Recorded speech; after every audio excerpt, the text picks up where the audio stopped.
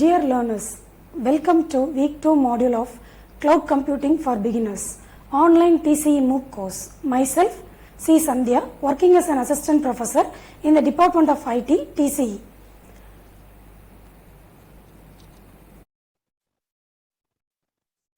Hello learners, welcome to module 2, Cloud Computing for Beginners. This module is named as Virtualization.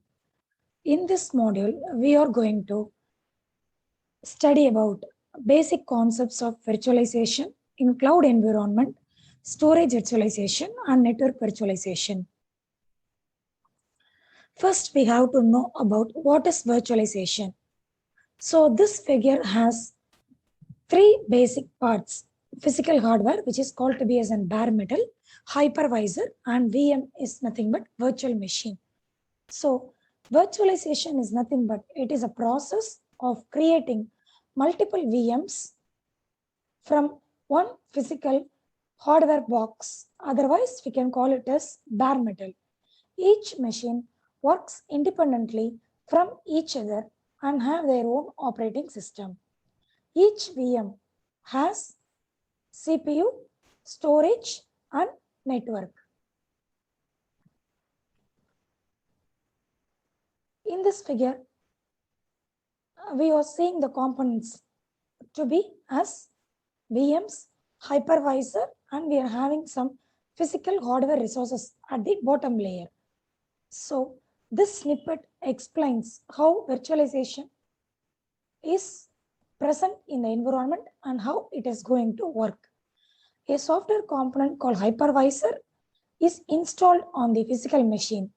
Hypervisor creates virtual platforms on the physical machine on the top of multiple operating systems. These virtual platforms are called virtual machine or VMs. Hypervisor is also called as virtual machine monitor. Guest operating systems are then installed on this virtual hardware, and the guest OS sees this virtual hardware as if they are its native actual hardware components. Now, with this, we can run our apps. This hypervisor separates the physical resources from the virtual environment.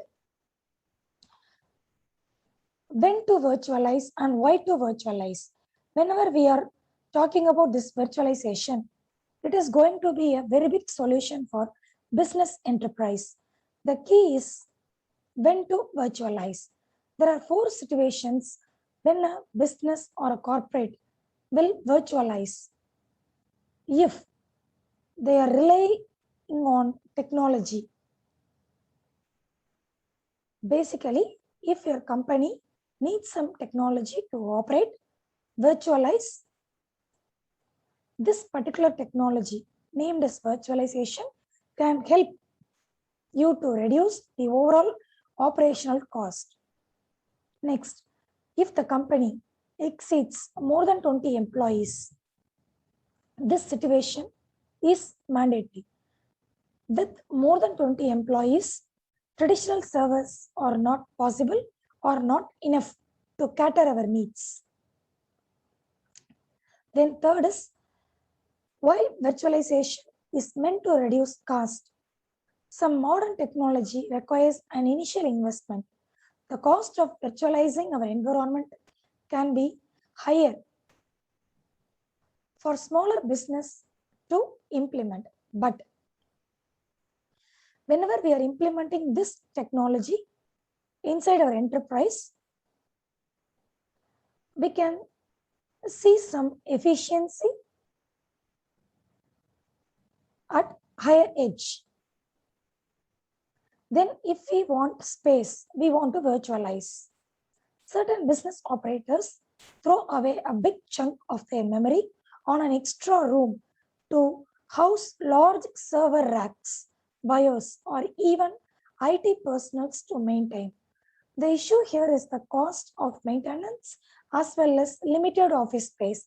In that sort of situation, virtualization can help them to use the space while reducing the hardware cost. We have seen when to virtualize, and we have seen both situation previously. Whenever we are relying on technology, whenever our company exceeds 20 employees, whenever we want to cover the cost, whenever we want space, we can virtualize. Now we are going to little bit think about why we have to virtualize. Whenever thinking about this particular question, why virtualization? Can you get some answer?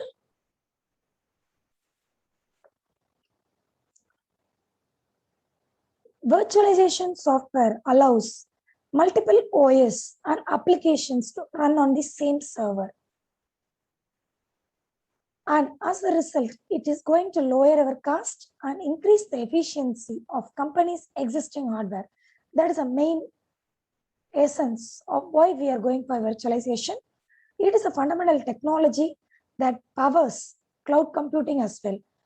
This virtualization thus going to emulate the hardware as well. For these reasons, we want to virtualize.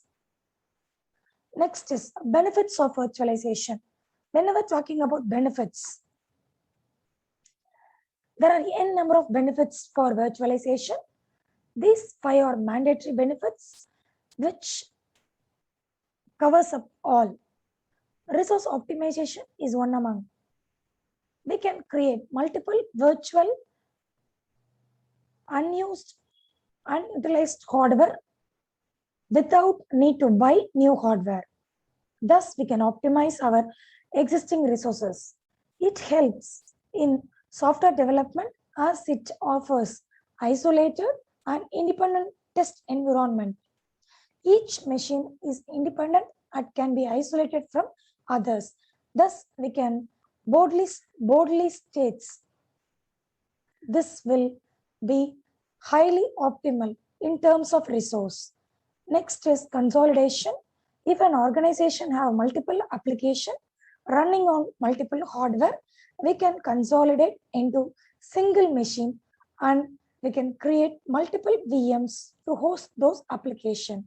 This results in less physical space and data center resources.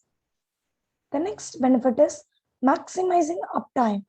With virtualization, we can spin off VMs easily.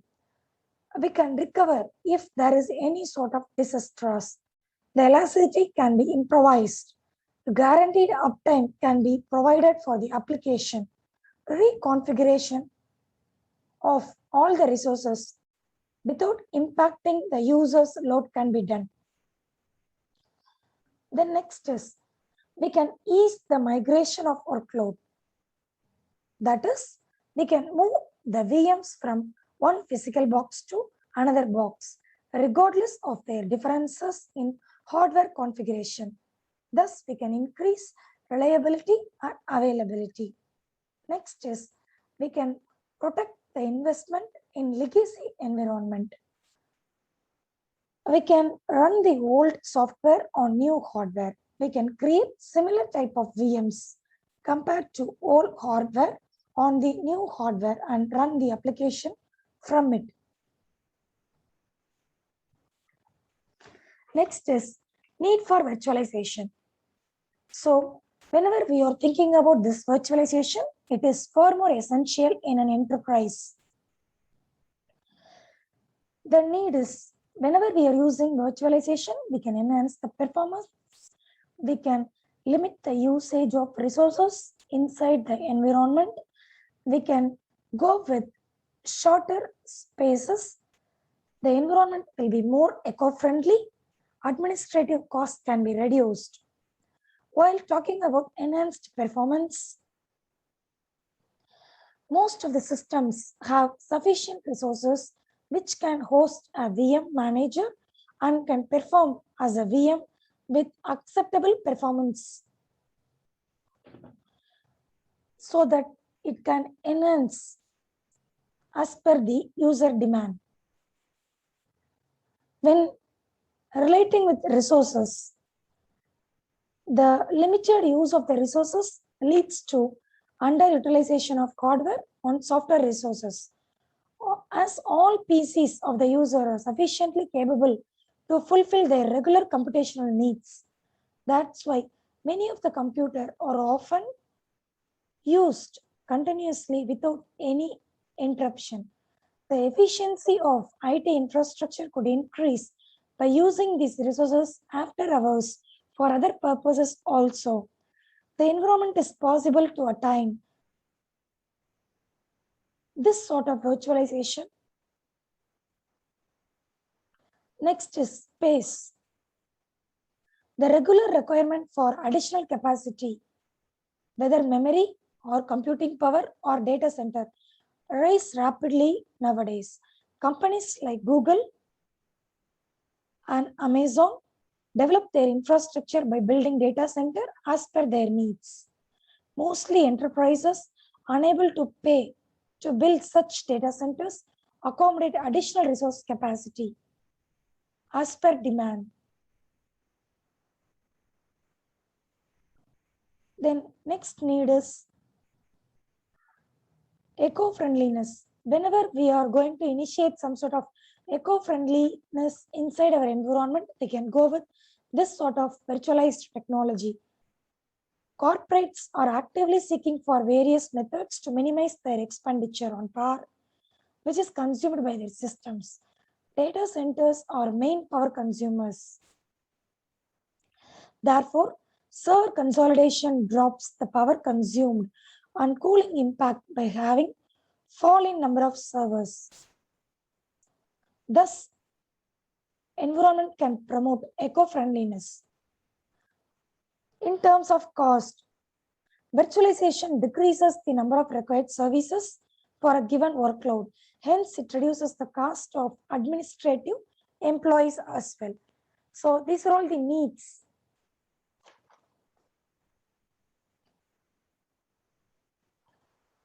Then, coming to virtualization reference model, this snippet is drawing the visual impact of basic model of virtualization.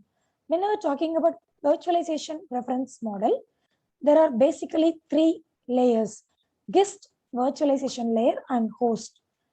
These are three major components. Guest.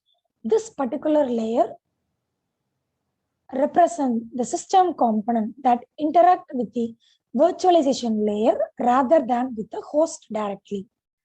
This guest usually consists of one or more virtual disk files, VM definition files, and application files.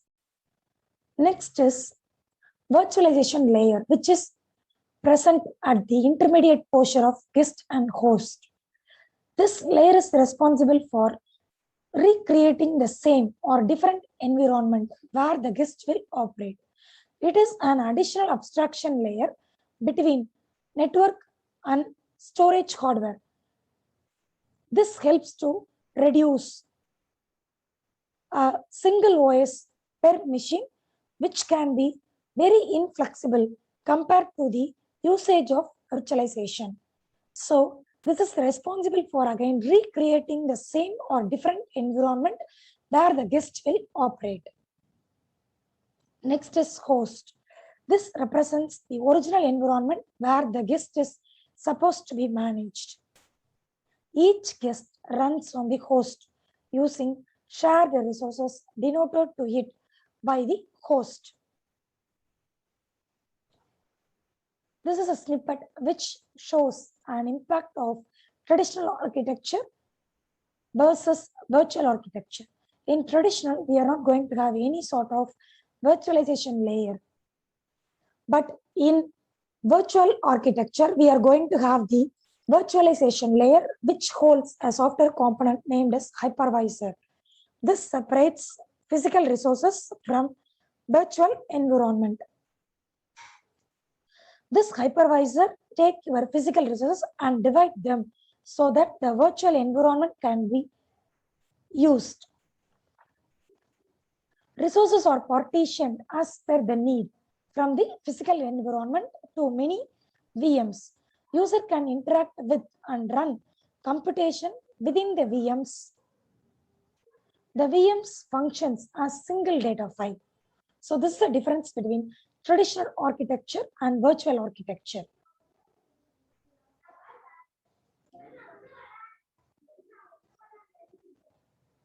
Thus, we have seen the introductory section. Thank you all.